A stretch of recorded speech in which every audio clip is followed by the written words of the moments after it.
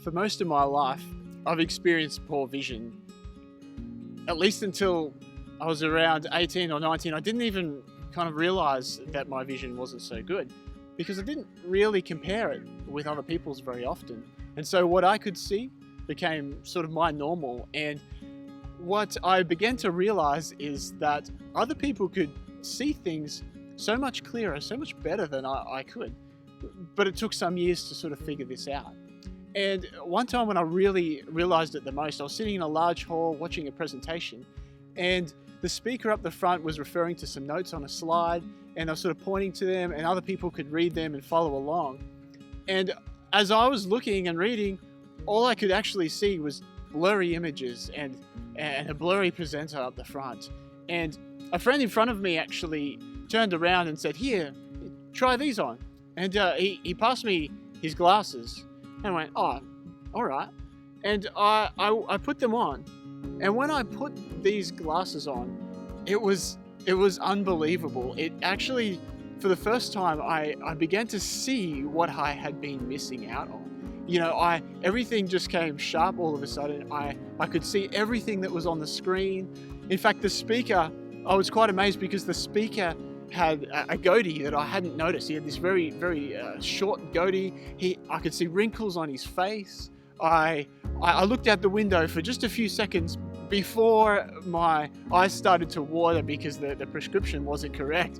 But as I looked out the window, I could see the trees and I could see detail in the leaves and the branches. And before, I just saw fuzzy green things out in the field, and I was quite surprised about the level of detail that I could begin to see as I put on my friend's glasses. And I took them off as my eyes were watering, and I began to realize, this is late teens, that I began to realize, what have I been missing out on? And yet, at the same time, I always did know that I was missing out on things to a certain degree, because I couldn't always see things quite as clearly as I needed to. Now, it took a few years to really realize just how bad my vision was. I used to drive past street signs all the time. I would miss turns and then have to turn around and go back. I would swing and miss when I'm playing cricket way too often. Even one time, my now wife, but she was a girlfriend at the time, she was quite upset with me because I didn't sit with her at this church program. And I was trying to explain myself, and she was like, "Why didn't you come down and sit with me?" And well, the real reason was I stood up the back and I looked, I just couldn't find her. She was down the front somewhere, I knew that, but all I could see was blurry people. I was too embarrassed to walk down there and make a fool out of myself. I couldn't even find the person I was looking for. And so there was this level of vision that I was missing out on. It was setting me back and everything like that. So 2 years later, don't miss that, 2 years later, I walked into an optometrist for the first time in my life. And the optometrist is laughing. He's just having a giggle and a chuckle to himself. I'm like, "What's so funny?" And he says, "Well, you've got pretty poor vision for someone who's actually never had an eye test before." And I said, "Yeah, well, look, I've just always been pretty resistant to it. I guess I felt self-conscious. I didn't know what people would think of me, or I go through this, in my teens, I didn't want to be walking around with a pair of glasses. And so I just thought I'll just put up with it. And besides, I was happy with how I was, sort of thing." But until he handed me the glasses that were fit for me and I could look through, and I began to see, whoa, there's a level of detail. There's a beauty around when I look out at the scenery that I was just missing before. And so some of you are wondering, well, why didn't you just get that eye test earlier? Maybe this gives you a bit of insight into my personality.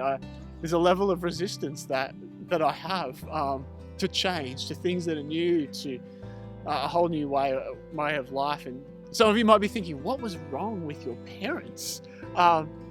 Truth is, nothing was wrong with my parents. They were trying to encourage me quite regularly to go and get an eye test. They could see me squinting at my music when I was playing guitar. They could see at different times that I could do with an eye test. But I was resisting. I had a hard heart. I didn't want to make these changes in my life. And so I'd fob them off and ignore them, And as I'm thinking about this, I'm wondering spiritually now that some of us are actually missing out on a new reality that maybe we're not even aware of. And there's probably people to the left and to the right of us that are seeing things, that are engaging in things, that are experiencing God in ways that we didn't even realize was possible. And they're experiencing a level of hope, peace, purpose in their life that really is a whole another level that we might just not have experienced before.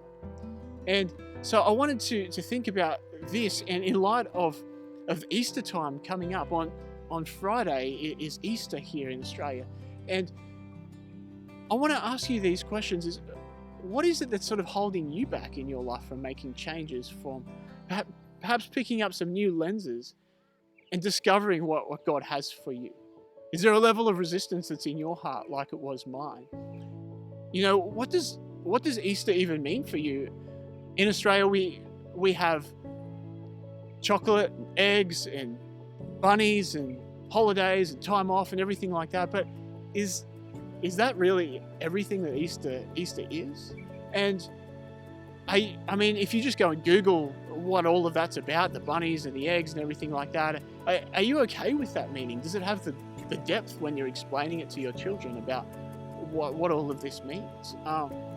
And I guess at this time, I want to invite you to think about something that has a real richness of meaning, something that's got real depth at this Easter time. Because when we put on lenses of faith, Jesus Christ, he came as God himself. He came as a man, and he came and he lived, and he chose to be sacrificed on a Roman instrument of torture, a cross, something that was painful and brutal. He did this for you and I. He did this for humanity, to show us love. And so on Friday, he was crucified, this painful death, as a way of giving us salvation. But yet that's not the end of the story, because on Easter Sunday, after Jesus rested, the tomb was found to be empty. This is a solid story where there was a number of witnesses, and God in the flesh was raised to life. You know, this is a whole new reality for some of us. Some of us haven't really thought about this before, or if you haven't been sure about it. But we want to invite you to think about what this could mean, because this level of faith could really take your experience of God to another level. You know, in John 10:10, God says that he's come to give life to the full, to be more abundant. And this goes into eternity as well, not just for the here and now. We've got pain, we've got struggles. We know this right now. But God came to give us life, and life more abundant. This is Jesus' promise to us. And so as we embrace this message of Easter, I want you to think about what does Easter mean for you? Could it mean something else? Could it be hope, purpose? Could it be calm in the chaos at this time? And so I want to encourage you as Christian families, if your family is someone that believers in Jesus, I want you to start living this Easter in a way that has significant importance in your life. Jesus is alive. He's not just a dead philosopher. He's a living God. He's got plans and a purpose for us. And so this is something to contemplate. And if you're not a follower of God, you're not a believer in Jesus, at least yet, I want to encourage you with this. What would it look like if you were to put on a new set of glasses? That you saw a reality that you hadn't yet seen. That you began to understand the hope and the purpose, the depth of God's love for you. What would that look like this Easter? And I want to encourage you that would you have a conversation with me? Would you explore Jesus with me, this other lens? I mean, I'm still learning every day. There's people to the left and the right of me that are experiencing Jesus at a new level each and every day. And I want to encourage you, whatever your place, whatever your journey, to keep pushing forward. Remember, don't resist like I did. It took me 2 years after seeing that clearer picture, to actually go and do something about it. My biggest regret was not doing it sooner. And so I just want to invite you to send me an email. It's at the bottom of the screen. Send me an email. I'd love to make contact with you. I'll give you a phone call or Zoom meeting. We'll make contact. Also subscribe to this the video. You'll see more videos from our school staff. I just want to wish you a happy Easter and God bless.